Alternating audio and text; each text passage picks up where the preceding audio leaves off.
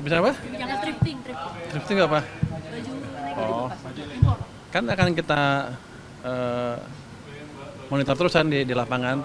Jadi nanti nama-namanya saya udah punya sih, siapa yang tukang itu, yang biasanya tukang impor segala macam. Saya harapkan mereka mulai hentikan itu, karena ke depan kita akan tindak. Sekarang pun di lapangan kita periksa terus dari waktu ke waktu. Kalau ketangkap ya nggak bisa kayak dulu lagi kira-kira. Jadi kita orang kan suka bingung, kalau itunya mati berarti nggak ada supply. Supply-nya barang-barang domestik harusnya nanti. Biar industri domestik juga hidup lagi. Berarti nasib dari pedagang para pakaian bekas di pasar ini seperti apa Pak? Nasibnya? Ya nanti dia beli pakaian-pakaian dari produsen dalam negeri lah. Kan masa kita melegalkan yang ilegal sementara produsen dalam negeri mati, kan sama juga untungnya nanti dia dapatnya. Kan mereka yang penting untung kan. Ya. Secara tidak langsung berarti untuk penjualan barang impor, thrifting seperti itu berarti dilarang oleh pemerintah ya? Kalau ilegal emang dilarang kan. Nggak tahu siapa yang melegalkan. Kalau saya pikir sih ilegal harusnya dilarang, kecuali dia bisa legal dengan melalui jalur tertentu. Tapi kalau selama ini kan yang disebut balapres itu kan, itu akan dilarang. Dan saya pernah bilang kan, tanya ke orang bea cukai apa hukumannya hanya ditaruh di mereka, bahannya dimusnahkan terus orangnya dipenjara. Saya bilang saya rugi, cuma udah ngeluarin uang buat musnahin barang terus ngasih makan orang lagi. Jadi nanti barangnya dimusnahkan, orangnya denda, dipenjara juga, dan akan di blacklist. Yang terlibat itu saya akan larang impor seumur hidup. Aturannya kapan keluar Pak? Sebentar lagi. Berarti udah ada pembicaraan sama Menteri Perdagangan. Oh? Kenapa nggak Menteri Perdagangan? Kan PMK ya Pak? itu ilegal. Kenapa mesti bicara dengan Menteri Perdagangan? Emang ada peraturan Menteri Perdagangan yang melegalkan itu? Nggak, maksudnya kan Kerjasamanya koordinasinya sama kerja sama koordinasikan aturannya itu Pak. Kenapa memberantasnya Menteri Perdagangan? Instrumen dia di mana? apa langsung dari Kementerian Keuangan Pak berarti peraturan? Itu kan bea cukai, pasti kan yang jaga bea cukai. Nanti kalau di lapangan mungkin yang baru mungkin Kementerian Perdagangan, tapi yang saya jaga yang di bea cukai, yang di port-port masuk. Saya fokus di alat-alat yang saya kuasain, bea cukai, pajak dan lain-lain ya. Berarti juga PMK ya Pak? Aturannya? Aturan apa? Itu kan ilegal. Ilegal eksekusi sesuai dengan pelanggarannya.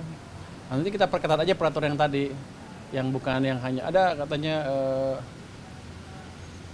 kelemahan hukum di sana, tapi kan kita bisa akalin nanti di lapangan seperti apa. Pak, kalau mitigasinya gimana sih Pak kalau ada penolakan dari para pedagang? Penolakan, siapa yang nolak saya tangkap duluan. Kalau yang pelaku thrifting yang nolak itu ya saya tangkap duluan ya, berarti kan dia pelakunya, clear. Malah maju, malah untung saya. Coba yang ini, dia kan ngaku bahwa saya pengimpor ilegal kan.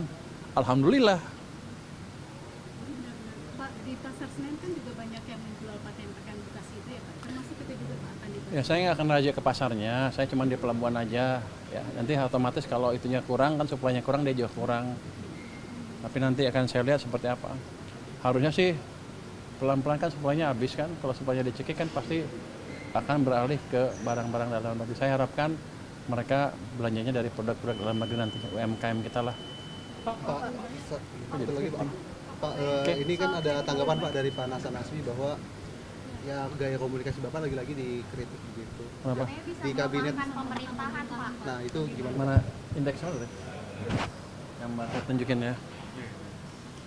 Saya gambar. Itu saya selalu pakai survei ke masyarakat. Apakah saya mengurangi kepercayaan masyarakat ke pemerintah apa tidak? Kalau dari angka kita yang terakhir, ini baru keluar angka bulan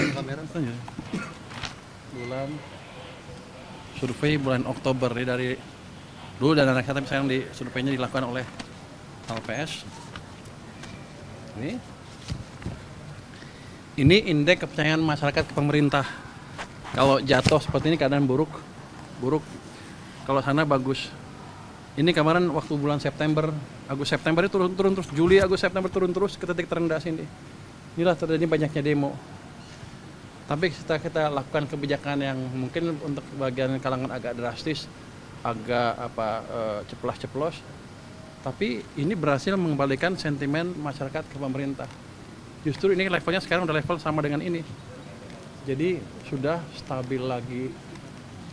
Jadi stabilitas pemerintahan amat baik di mata masyarakat, kecuali di mata orang itu ya. Kenapa? Karena daya belinya juga membaik. Ini daya beli itu yang ini kepengen konsumen nih turun karena ekonomi buruk. Ketika ekonomi bagus ini ke sana naik lagi. Ini sama ini ada korelasinya. Ketika ekonomi buruk mereka nggak suka pemerintah, makanya banyak demo besar-besaran. Tapi ketika mulai balik mereka juga senang ke pemerintah. Jadi sepertinya saya cowboy, tapi yang saya lakukan adalah mengembalikan kepercayaan masyarakat ke pemerintah. Itu juga atas pemerintah Bapak Presiden. Jadi saya nggak berani gerak sendiri. Jangan dianggap saya cowboy, saya hanya perpanjangan tangan dari Bapak Presiden, kira-kira begitu. Dengan versi yang lebih halus malah. Berarti komentar Bapak terhadap beberapa menteri-menteri di jabat Prabowo sendiri itu harus instruksi dari Presiden juga? Saya pernah bilang ke beliau, saya akan pastikan belanjanya tepat waktu. Dia bilang go ahead aja jalan. Kenapa? Karena kita perlu ekonomi yang lebih cepat di triwulan keempat tahun ini. Udah mulai kelihatan kan? Saya harus harapkan ke depan lebih bagus lagi.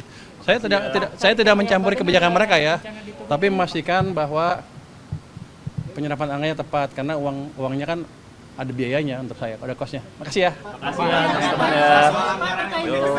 Testimoni tadi boleh Pak acara tadi Pak?